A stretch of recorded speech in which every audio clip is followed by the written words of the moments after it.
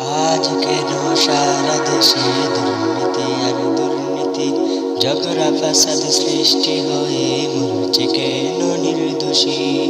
আজ কেন সারা দেশে দুর্নীতি আর দুর্নীতি, ঝগড়া ফাসাদ সৃষ্টি হয়ে মরছে কেন নির্দোষী, মরছে কেন নির্দোষী।